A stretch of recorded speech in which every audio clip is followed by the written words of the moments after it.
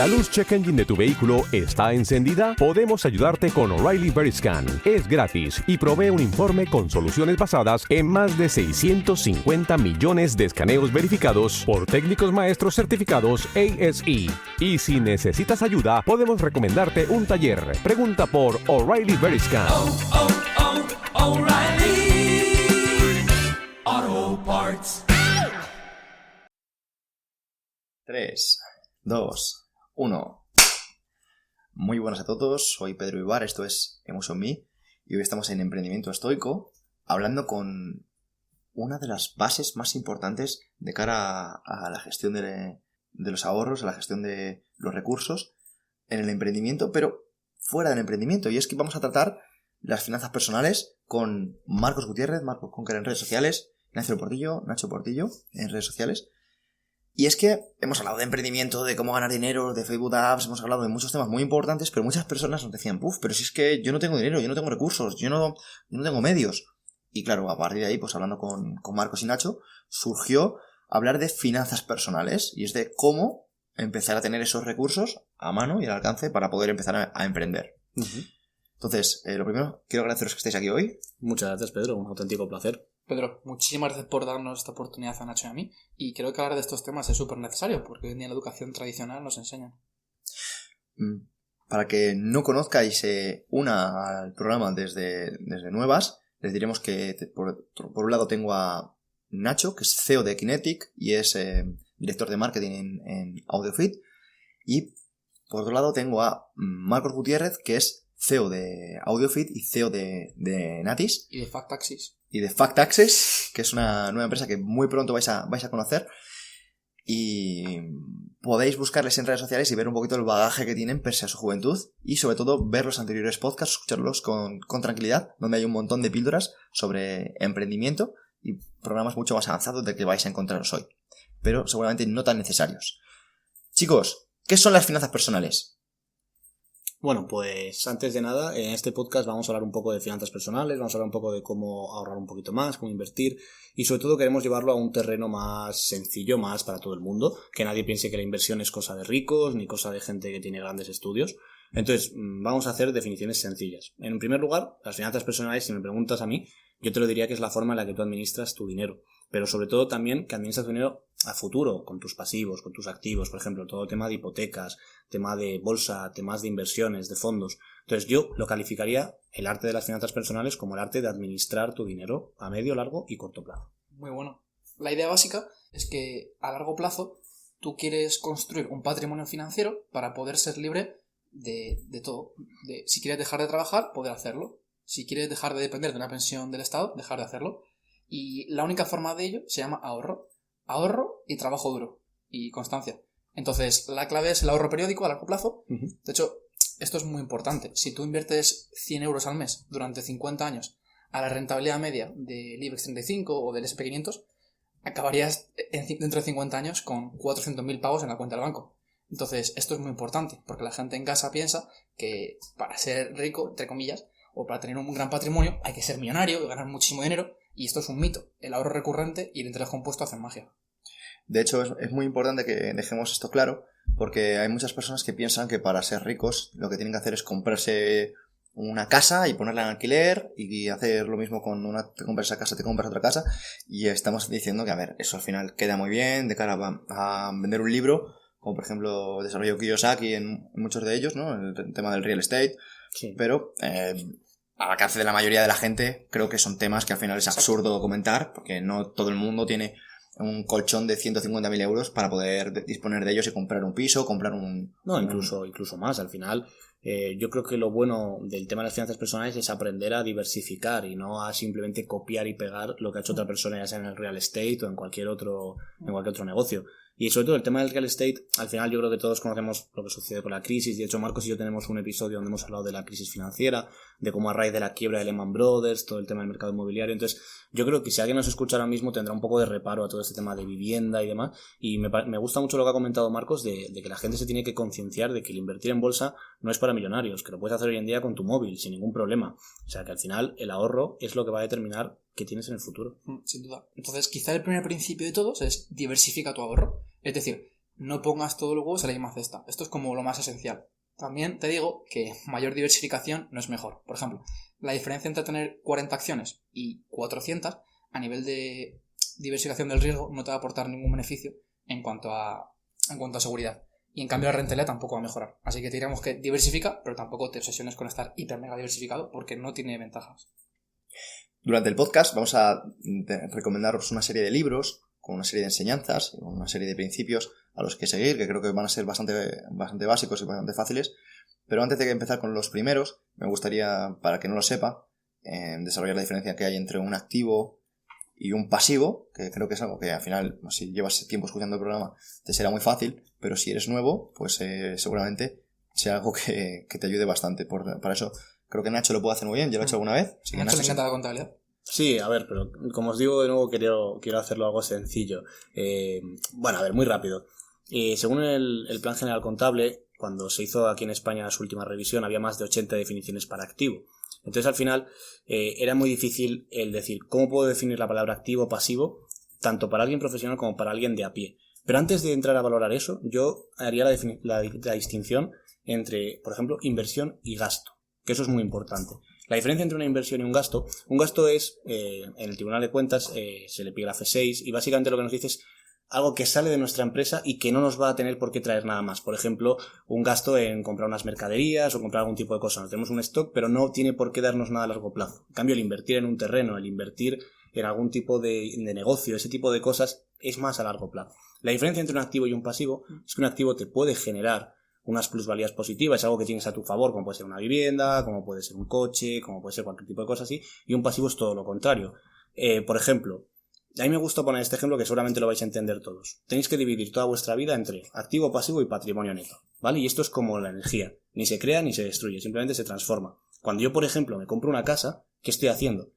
Por un lado, puedo tener todo ese dinero, que es un activo, el cual entrego a cambio de otro activo, que es mi casa, ¿vale? Se ha transformado. Pero igual yo no tengo tanto dinero, tengo la mitad. Entonces, en tal caso, voy a necesitar un pasivo por ese valor. Entonces, yo estoy entregando la mitad de mi activo, además tengo un pasivo que me nace, pero tengo esa casa también. Entonces, simplemente para definiros esto, yo os diría que es súper importante saber lo que es un activo, lo que es un pasivo, pero sobre todo diferenciar también lo que es un gasto de una inversión, que eso hay mucha gente que no lo sabe hoy en día. Voy a intentar incluso simplificarlo más aún. Un activo es aquello que tienes. Un pasivo es cómo lo financias, y es deuda.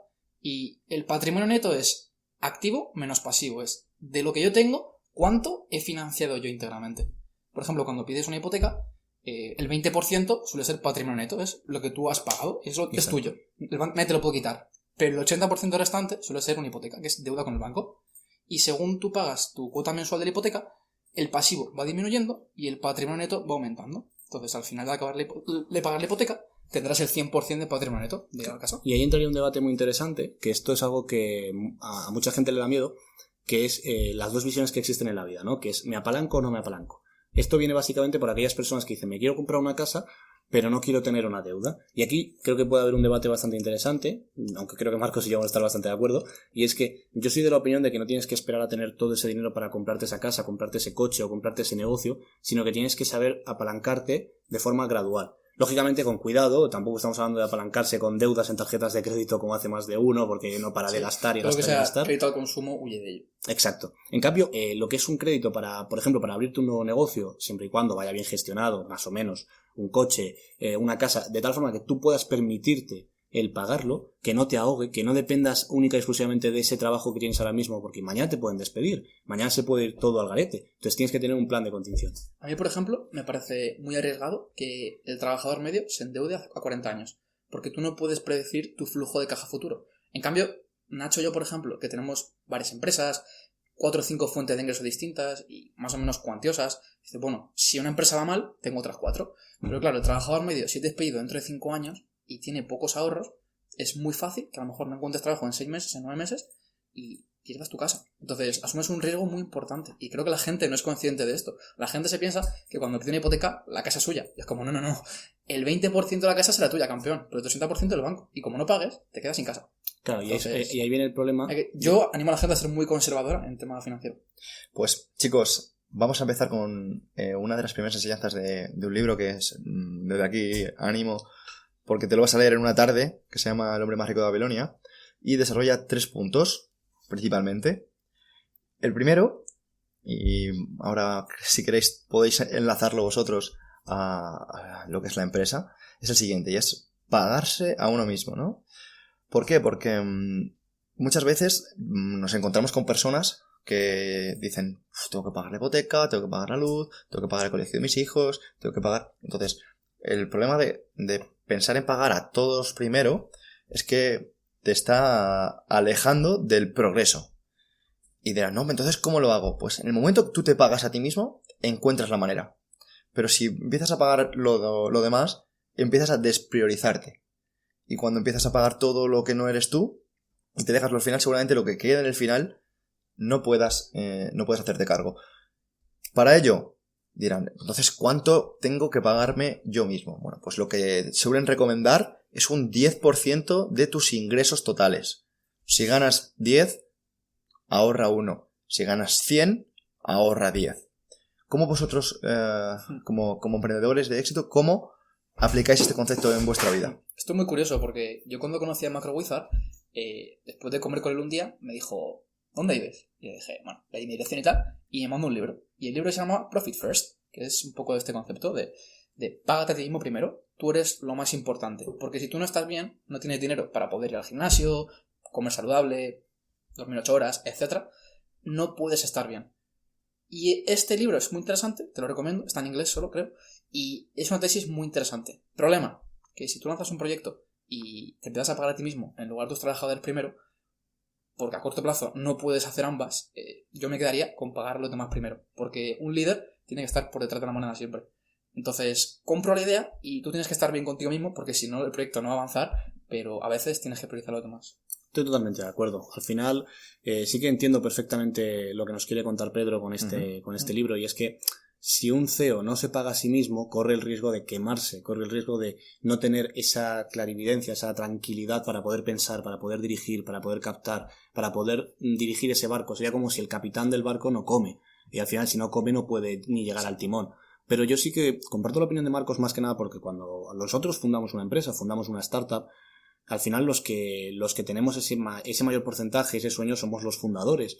Entonces, a mí me gusta poder recompensar desde muy pronto a la gente que trabaja conmigo, porque al final la empresa no deja de ser algo mío o del equipo fundador. Entonces, yo sí que soy de la opinión de que ellos tienen que cobrar, tienes que ser generoso con ellos, tienes que, sobre todo, tener un detalle más a futuro y luego darte a ti mismo, poquito a poco, esa cantidad que tú vayas necesitando, pero que tampoco te permita quedarte demasiado tranquilo. De hecho, el éxito de una startup está altamente correlacionado, a la inversa, con el salario de sus directivos. Sí. Es decir, esto lo decía Peter Thiel. Decía que cuando él invierte en startups, mira que el CEO gane menos de $60.000 al año en Estados Unidos, en California, que es a lo mejor aquí como en España ganar 2.500, 3.000 euros. Si inviertes en una startup que el CEO gana más de 3.000 euros, dices, probablemente sea un tío muy ostentoso y dirija la empresa de forma irresponsable a nivel financiero.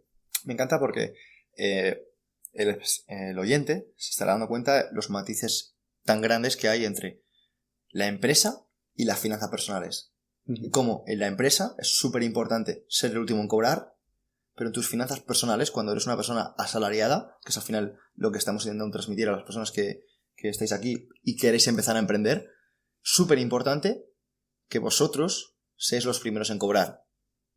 No es lo mismo, como están hablando ellos, cuando eres el CEO de la empresa. Cuando eres el CEO, el último. Y cuando eres el asalariado y cuando quieres seguir adelante, el primero. Muy bueno. De hecho, tradicionalmente se dice, ¿qué es el ahorro? El ahorro es ingreso menos gasto, ¿no? Uh-huh. Y aquí lo que se suele decir en el mundo de las finanzas personales es, no, es al revés. Ahorro es igual a, y despejas la ecuación. Entonces, el ahorro tiene que ser algo que, pase lo que pase, mes a mes, tengas. Y tienes que ajustar tus gastos para poder ahorrar.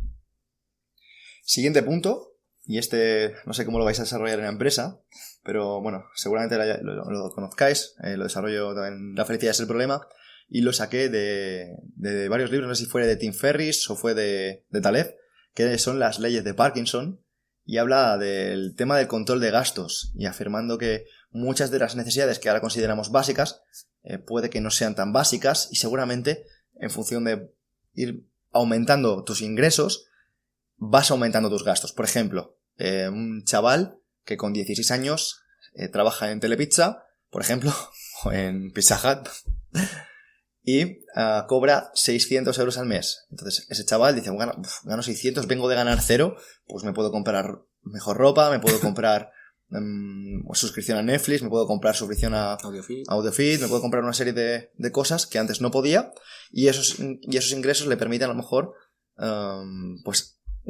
limitar ese ahorro.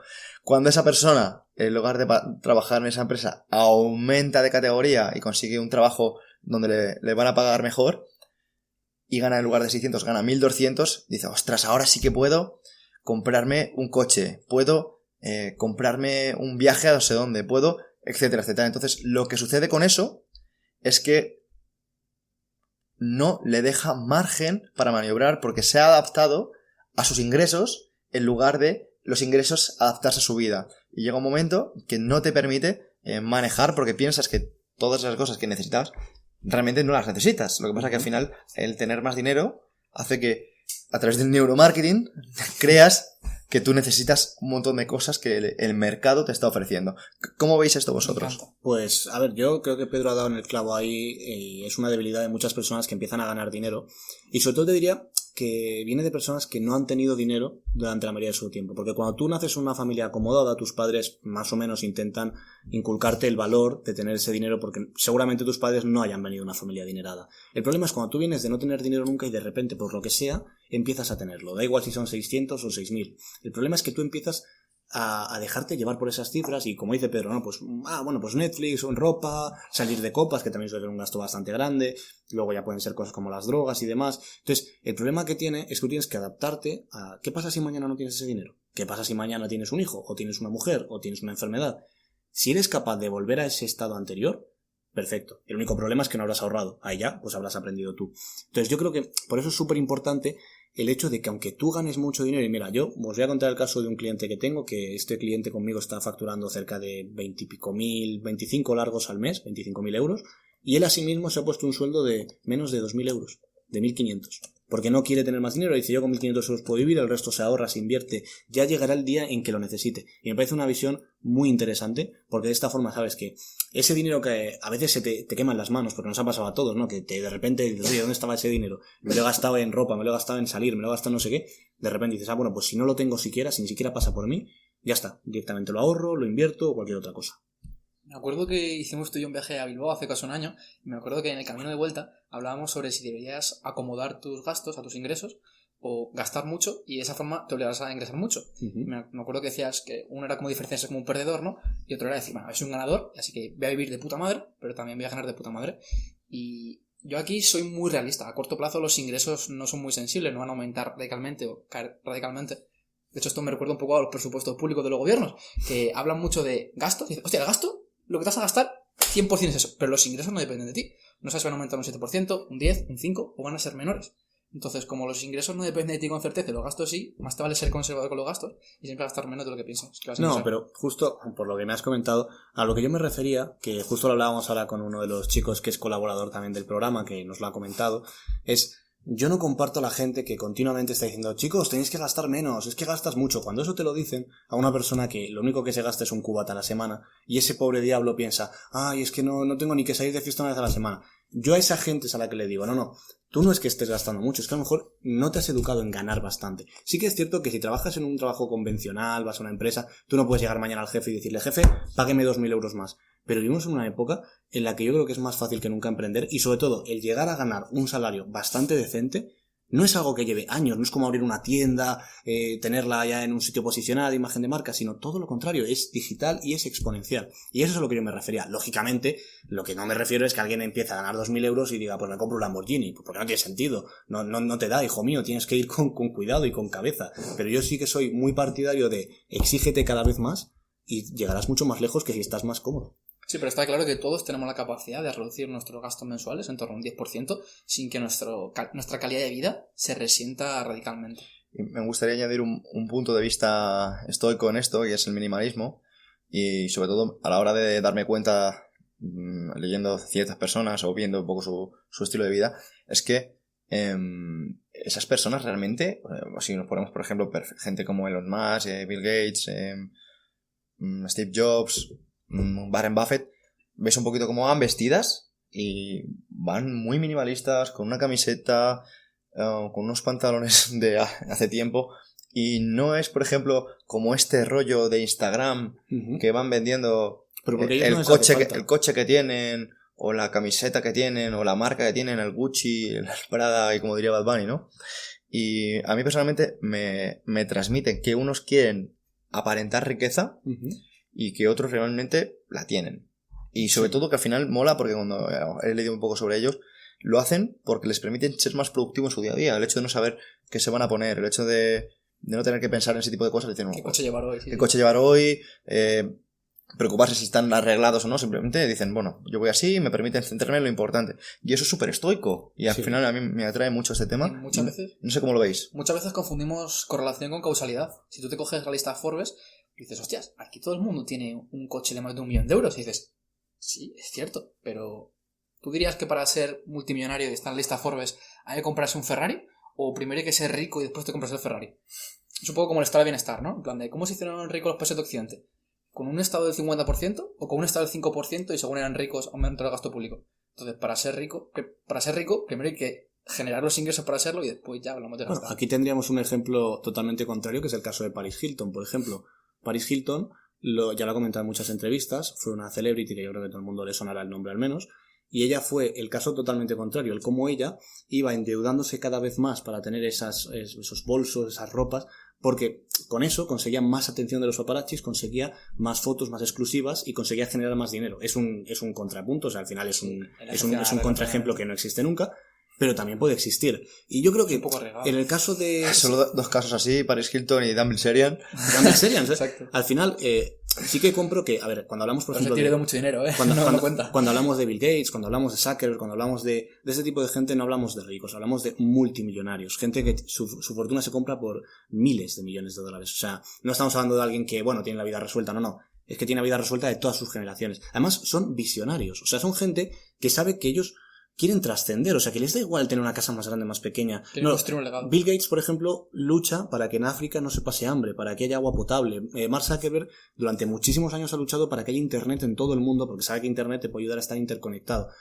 Que eso y los políticos no lo dejan, pobre Mark Zuckerberg. No, ya entraríamos ahí en debates políticos. Pero a lo que voy con todo esto, que a mí tampoco me parece mal que alguien haga con su dinero lo que quiera. O sea, por ejemplo, Mark Zuckerberg hace ya un par de años anunció que iba a donar el 99% de toda su riqueza. Y lo va a hacer. De hecho, ha constituido una fundación y demás, porque él dijo, el dinero a mí no me hace feliz como tal, y un 1% de mi riqueza es más que suficiente para vivir. Pero si a otra persona le hace feliz tener 25 Lamborghinis porque le encantan los Lamborghinis, totalmente lícito. Al final, si se lo puede permitir, la diferencia es que queremos correr muy rápido. Queremos nada más empezar, el emprendedor de Instagram quiere el Ferrari, ya quiere no sé el reloj, la casa enorme. No, ponte a trabajar, gánatelo y llegar a un punto donde un Ferrari, en serio, no va a ser una diferencia para ti. Y eso es cuando te lo puedas comprar. Cuando puedas comprarlo 2 o 3 veces tranquilamente. Un punto que quiero sacar a colación de lo que hemos comentado de las leyes de Parkinson es que no se trata de que digas, bueno, estoy ganando el doble, ¿no? Porque pasas de trabajar en Telepizza, por ejemplo, en una empresa que te pague como el doble, y dices, bueno, pues voy a ahorrar 600 euros al mes. El mensaje que te deja el libro que hemos mencionado antes, El hombre más rico de Babilonia, y te lo cita aquí. El oro guardado dentro de una bolsa contenta al que lo posee y satisface el alma del avaro, pero no produce nada. Viene a decir algo así como que el ahorro de por sí no te hace nada. Es muy importante saber dónde invertimos este dinero y de aquí pasar al siguiente punto. Inversión. Esto es súper importante, porque de nada sirve ahorrar si ese dinero cada vez vale menos porque se lo come la inflación. Para que la gente lo entienda en casa, los bancos centrales, que están dirigidos por gente que los políticos ponen, tratan de que tu dinero valga entre un 1 y un 3% menos cada año, más o menos, de media. Entonces, si tú, por ejemplo, tuvieras 1.000 euros en los años 20, ahora mismo esos 1.000 euros valdrían 20 euros. Habrás perdido el 98% del valor de tus ahorros si no lo hubieras invertido. Es muy importante que pongas el dinero a trabajar para ti. Sí, pero a ver, ahí llegando En primer lugar, yo no creo que los bancos centrales quieran que sea menos dinero porque siempre se mantiene la inflación estable entre el 2%. Pues si pierdes un 3% cada año, tu dinero cada vez vale menos. Ya, pero lo que tú has dicho Hacen es que interés compuesto quieren eso. que llegue a menos. O sea, yo no creo que sea una Claro. intención como tal. A ver, Ya, es el objetivo del Banco Central y sus estatutos. Que hay inflación. sí, Y pero, la inflación pero es una, menor dinero. pero una inflación menor valor. controlada, dentro del 2-3%. No podemos comparar Lo he los dicho. años 20. No, 3%, pero 3% durante 80 años es perder el 98%. Claro, pero también tienes que tener en cuenta ahí que el coste de la vida va subiendo, Si no le que critico. sea una ¿Es globalización. que eso es la inflación? Claro, por eso es lo que vamos. Pero que la generan ellos, te quiere decir simplemente. Si es un, Sí. es un hecho, no entro en juego que sea bueno o malo. Claro, pero al final lo que tiene que ver la gente ahí es que, por ejemplo, si coge 100 euros, como tal, los deja en un cajón, al cabo de un año serán 98. ¿Pero por qué? Pues por eso mismo. Y Porque, dentro de 80, ¿cuánto será? claro, Uno. pero- ¿Y por qué? pero dentro de Genera 80 inflación. habría Yo no muchísimo. digo que sea malo. Sí, pero Bueno, habría no es un podcast sobre inflación. Política monetaria. Me encanta este tema. Sobre todo me encanta que haya una dualidad entre los invitados. Sobre todo porque también te va a ayudar a ti a que estás fuera, a posicionarte y a ver con qué punto de vista te sientes más identificado. Keynesiano versus liberal. Exactamente, nos lo puedes dejar también en los comentarios. Sobre todo, antes de continuar, chicos, el mensaje que te deja este libro, que para mí es una joyita, es el de invertir, sí que es cierto, pero en bienes no perecederos. Esto no te está hablando de que te compres una casa o una plaza de garaje a la cual vas a alquilar y te vas a sacar un beneficio, sino que inviertas en conocimiento. Entonces te recomienda que inviertas en conocimiento y para ello que compres un curso, que compres un libro, que intentes ampliar el valor que tú mismo como persona tienes. Y muchos enfoques en el desarrollo personal te indican que de cara a que tú ganes más, tú debes valer más. ¿Y cómo vales más? Invirtiendo en ti mismo. ¿Cómo veis este punto, chicos? Yo lo veo clave. Tu Sí. mayor activo eres tú mismo. Entonces, los conocimientos que tienes, las ideas que tienes en tu cabeza, va a ser lo que diferencia entre montar el próximo Facebook o trabajar de 9 a 5 en cualquier trabajo que no te motive. Entonces, invertir en ti mismo es clave y, sobre todo, si eres joven, es la inversión más rentable que puedes hacer. Porque conseguir entre un 6 y un 9% de rentabilidad, que es lo que suele dar la universidad, etcétera, no es lo mismo durante 20 años, si tienes, por ejemplo, 50 años, que si tienes 20 años y te quedan 50 años por delante para aprovechar esos conocimientos. Sí, totalmente de acuerdo. Al final yo siempre digo que la mejor inversión que podemos hacer es tanto en formación como en aprendizaje, que a veces no va de la mano. O sea, a veces la formación, desgraciadamente, no nos enseña nada, o bien porque nosotros no la podemos aprovechar, o bien porque el formador nos ha vendido una cosa que luego en realidad es otra, que eso no pasa mucho hoy en día. Pero yo creo que incluso en esos casos, incluso en el caso de que tú te compres un curso de determinada temática o determinado ponente y le saques solamente un 20% de su valor, al final es un aprendizaje. Tú ya sabes que ya ese curso no lo vas a volver a comprar o esa persona no le vas a volver a comprar y al final estás aprendiendo. Y aunque sea poquito, algo has aprendido. Aunque sea hacer 4 cosas, 4 acciones. Y yo siempre digo que ese es el dinero mejor invertido. También es porque, como dice Marcos, eso es algo que tú le vas a sacar el partido a largo plazo. O sea, todo eso que tú aprendas te lo puedes llevar a tu plano personal, a tu plano profesional, a nuevas empresas y al final eso es lo más importante, muchísimo más que el tener 100 o 200 euros más o menos en el banco. Y quizá lo más bonito de hoy en día es que la mejor formación no cuesta dinero, sino que cuesta tiempo consumirla. O sea, hoy en día podrías suscribirte a canales de YouTube, blogs y podcast por una cantidad de 5 horas diarias de contenido mínimo, o 10. Y claro, consumir todo eso es gratis, pero lleva mucho tiempo. Así que te animo a escuchar toda por 2 o por 3 si quieres llegar a todo. Pero con comprensión lectora, por favor. Me encanta este enfoque porque al final viene a decir algo así como si lo más difícil hoy por hoy es tener tiempo, realmente vamos a ser muy cuidadosos con qué escuchamos, con qué seleccionamos, porque hay una cita que me encanta y es que lo bueno es enemigo de lo mejor.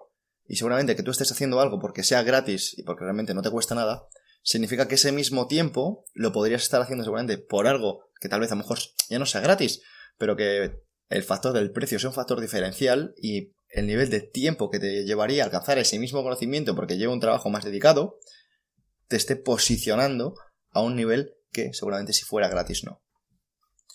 Chicos, ¿qué puntos o qué consejos daríais de cara a invertir en bienes no perecederos además de formación? Aquí veo clave diferenciar todos los tipos de inversiones posibles. La idea básica es que yo, si fuera tú, me plantearía invertir en bolsa, no de cualquier forma, sino que los mercados financieros, el mercado bursátil, es el mercado más interesante porque es el más rentable a largo plazo. A largo plazo hablo de 10, 20, 30 años y el más seguro. El más seguro porque tú te coges cualquier periodo de bolsa de 10 años y no pierdes dinero. Esto es muy importante. La gente piensa que la bolsa es una ruleta, es un casino Y a corto plazo es que es lo que es. O sea, predecir la rentabilidad del SP500 a 3 días vista es una locura. Es tirar un dado, no lo sabes. Pero a 10 o 20 años no hay ningún momento del SP500 en 180 años en el que pierda dinero. Entonces, animaría a la gente a invertir en bolsa a largo plazo. Y para ello, fórmate todo lo posible. Son índices bursátiles, inversión pasiva, fondos de inversión, etc. Hombre, a ver, depende, a largo plazo. Si el que haya invertido a largo plazo en Lehman Brothers, yo creo que se está acordando de nuestra madre. Pero no he dicho en empresas sí, concretas, en el índices. índice. Tú inviertes en el SP500 en 2008 Sí. y ahora mismo estarás plano. Sí, pero también habría que tener la paciencia para no salir o entrar en el momento menos oportuno. Por eso hablamos a largo plazo. Claro. O sea, al final, lo que vamos con esto, Marcos, es muy pro bolsa en ese sentido. Y yo sí que comparto esa opinión si la gente invierte a largo plazo y sobre todo, o se forma bien o lo delega. Que al final yo creo que también puede ser clave el delegarlo, coger a una correduría de bolsa, un broker o alguna persona que te lo lleve y a partir de ahí tú delegarlo. Pero para delegarlo también hay que formarse antes. Claro, por supuesto, porque si no te puede engañar cualquiera. Exacto. Yo sí que en ese sentido no comparto que la bolsa sea lo más rentable hoy por hoy, ni de lejos, más que nada porque hay más opciones de inversión mucho más arriesgadas, lógicamente, Claro. como puede ser el tema de las criptodivisas o como puede ser directamente invertir en startups. Por riesgo, obviamente. Claro, o sea, estamos ajustando por riesgo. Para el que no lo sepa, dejadme que os diga que hay un triángulo muy sencillito entre rentabilidad, riesgo y liquidez. Entonces nosotros cuando más rentabilidad queremos, más rendimiento, en ese sentido más riesgo tendremos también que asumir, porque la vida es así de injusta, ¿no? No vale tenerlo todo. Yo creo que también hemos visto el típico triángulo que alguna vez hemos visto de dormir 8 horas, estudiar y trabajar, ¿no? Al final tenemos que o entrenar, incluso tenemos que elegir, ¿no? Entonces en ese sentido yo sí que os recomendaría que exploréis nuevas vías de financiación y nuevas vías de inversión. O sea, al final hay gente que no sabe que puede invertir en startups poniendo 1.000 euros o 2.000 euros. Y a mí me parece muy interesante. Sí que es cierto que no es algo tan seguro, ni reglado, ni a largo plazo, pero me parece una buena forma de diversificar. Y luego el tema de las criptodivisas, por ejemplo, yo en ese partido sí que soy muy fan y sí que apuesto por ello. Pero lógicamente siempre que la gente se forme en ello. O sea, nada de ir a lo loco, al igual que no vamos a lo loco a un casino y tiramos dinero a la ruleta, con esto lo mismo. Un punto que me gustaría desarrollar es que está genial. Como veis, estos chavales, además de finanzas personales, quieren ir mucho más adelante y hablan de la inversión en bolsa, la inversión en divisas. Lo único que, como el programa de hoy no va enfocado al crecimiento monetario, sino a las finanzas personales, vamos a dar un pasito atrás y a recordar que a la hora de invertir en bienes no perecederos es muy interesante recordar que el hecho de no comer comida basura, no beber bebidas azucaradas y dormir correctamente, cuidar tu imagen, etcétera, es algo que realmente te está permitiendo ahorrar, porque estamos hablando de no consumir, y te está ayudando a que tú valgas más. Si tú vales más, te vas a rodear de personas que valen más y es probable que aumentes tus ingresos. Por tanto, más no es mejor. Mira, observa en qué puedes recortar y sin que te des cuenta, recortar en cosas que ahora mismo te están robando dinero y tiempo, recursos, a largo plazo va a tener un beneficio en tu aspecto físico. Así que aprovecha esa inversión en ti mismo para mejorar y ganar más dinero a largo plazo. Sí, totalmente de acuerdo. Bueno, chicos, vamos a seguir con el punto que más me gusta, porque ya hemos hablado de cuándo invertir, de qué puedo invertir, pero me gustaría que hablarais de cómo invierten los ricos.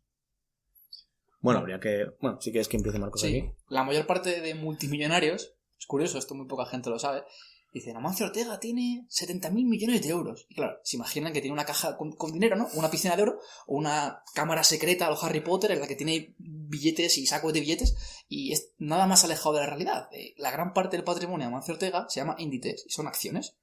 Entonces esta gente, su patrimonio oscila mucho diariamente, y Amancio Ortega ha pasado de ser el tío más rico del mundo a ser el tercero, o ni eso. ¿O el 25? No, pero solo lo fue momentáneamente, ¿eh? No, en el primero, pero estaba en el top 2 o en el top 3. En el top 3 sí, pero el más rico del mundo, sí que es cierto que hubo un español que fue el más rico del mundo, que fue Amancio Ortega, pero lo estuvo durante 12 horas aproximadamente. Sí. Fue por un tema estuvo el segundo y el tercero bastante tiempo. Ahora sí, no. el tercero, de hecho. Sí. Exacto. Como es un detalle, al final tener 100.000 millones o tener 100.000, 5 millones también es algo que a nosotros nos da igual, sino la idea que intenta transmitir Marcos.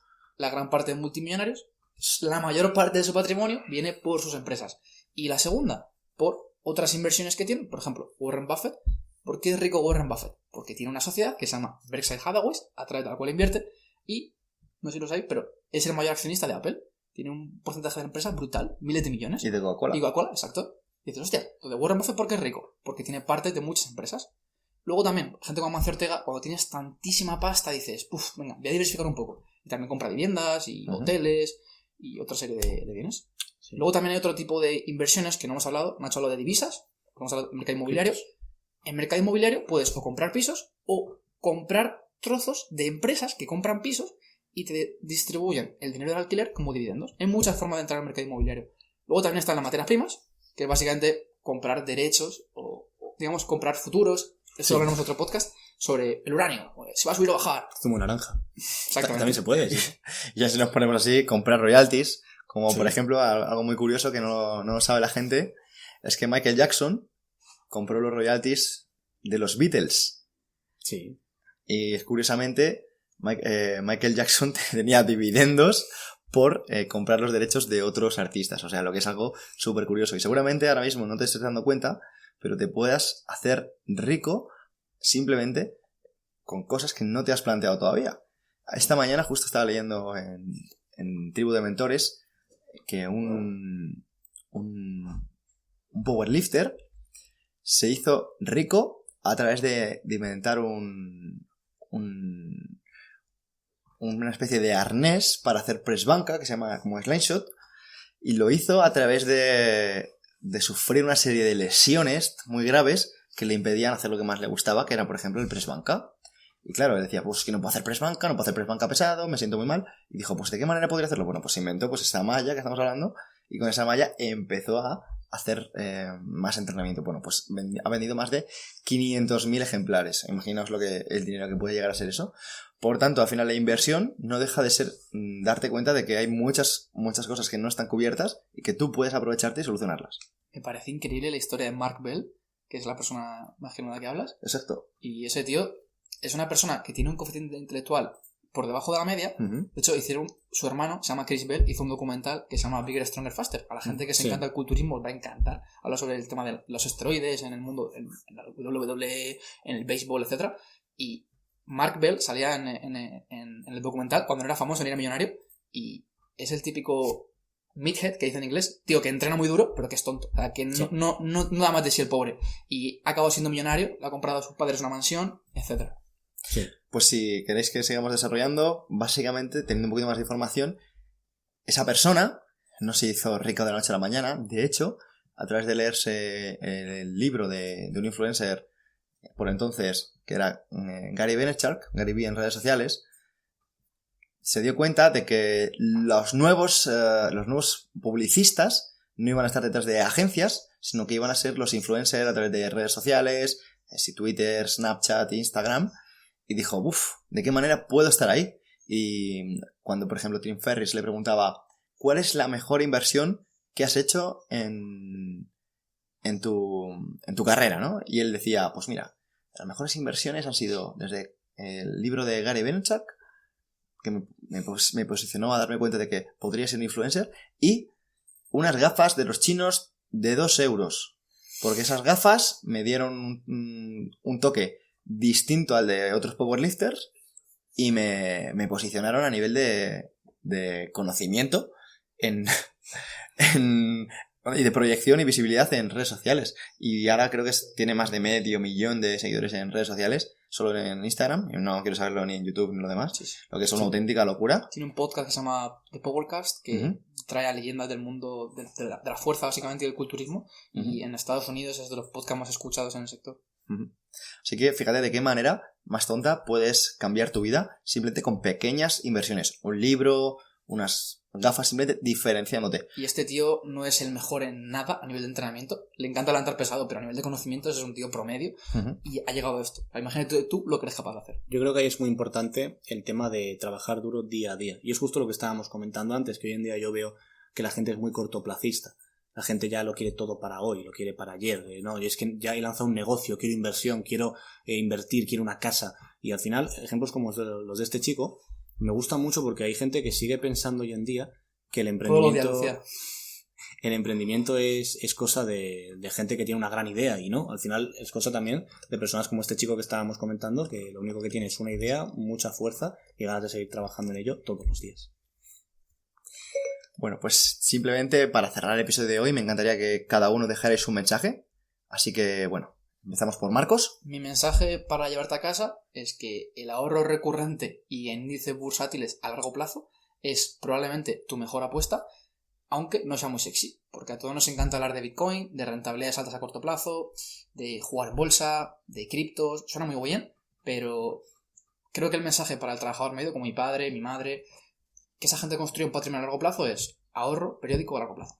A ver, bueno, en primer lugar, dejadme que os diga que sí que habrá gente que hable de los Bitcoin o que hable del Ethereum y demás en un sentido de pasárselo bien, pero la mayoría de gente que está invirtiendo, de hecho hay académicos en Harvard que están haciendo ya estudios de a cuánto va a llegar el Bitcoin y demás, es por no solamente una rentabilidad a corto plazo, sino porque no se sabe hasta dónde va a llegar. Y esto es lo bueno de las inversiones, porque al final, si hubiésemos preguntado hace 40 años, la gente no sabía ni qué era Google, porque no existía ni Facebook ni Yelp. Entonces estamos hablando de que el invertir en cosas que a priori son extrañas también nos puede traer esa gran rentabilidad o ese gran batacazo. Sí que comparto que, lógicamente, si lo que quieres es una seguridad a largo plazo y demás, tema índices, tema bolsa... Puedes jubilarte y tener una renta. Sí, es lo más sencillo. También es verdad que igual llega un punto en el que no puedes hacerlo o en el que directamente no lo entiendes o no tienes esa paciencia necesaria o ni siquiera sabes cómo delegarlo. Exacto. Es muy difícil que mi padre entienda el Bitcoin, pero sí que puedo entender que el SP500 lleva haciendo así durante 200 años. Bueno, pero sí puedo entender el Bitcoin, o sea, sin ninguna duda. A lo que voy con No todo como esto... un académico de Harvard. No, y tampoco yo soy un académico de Harvard y yo sí puedo entenderlo. O sea, al final lo que yo Es más quiero decir, complejo, quiero decir. lo que quiero deciros con esto, chicos, es que yo os diría que por supuesto que ahorréis, que ajustéis vuestros ingresos y vuestros gastos, que no os paséis enseguida a comprar el mejor coche, el nuevo Audi, el BMW, el viajazo, y que empecéis a hacerlo cuando os lo podéis permitir 1, 2 o 3 veces, pero por supuesto que no os centréis únicamente en ahorrar, que yo creo que es un error, que hay mucha gente que va apartando dinero de su cuenta, a la cuenta de ahorro, pum pum pum pum, todos los años, pero llega un punto en el que tiene en la cuenta 40.000, 50.000 euros y no sabe qué hacer. Entonces yo os digo, diversificad un poquito, temas más serios, temas menos serios, temas que tienen más rentabilidad, temas que tienen menos rentabilidad, más a largo, más a corto. ¿Y qué puede ser? Pueden ser índices, pueden ser fondos, pueden ser bienes como inmobiliarios, como ha dicho Pedro, pueden ser criptodivisas, pueden ser un montón de cosas, pero a partir de ahí ajustad vuestro nivel de riesgo a lo que vosotros queréis y por supuesto nunca dejéis de formaros. Así que chicos, no seáis como los políticos, no gastéis más de lo que ingresáis. Recuerda, 4 puntos, invierte en ti mismo, piensa a largo plazo, ahorra e invierte por igual y aumenta tu valor y tu conocimiento. Esos son finanzas personales. Muchas gracias, hasta la próxima. Nos vemos. Hasta la próxima. O'Reilly. ¿La luz check engine de tu vehículo está encendida? Podemos ayudarte con O'Reilly Veriscan. Es gratis y provee un informe con soluciones basadas en más de 650 millones de escaneos verificados por técnicos maestros certificados ASE. Y si necesitas ayuda, podemos recomendarte un taller. Pregunta por O'Reilly Veriscan. O'Reilly Auto Parts.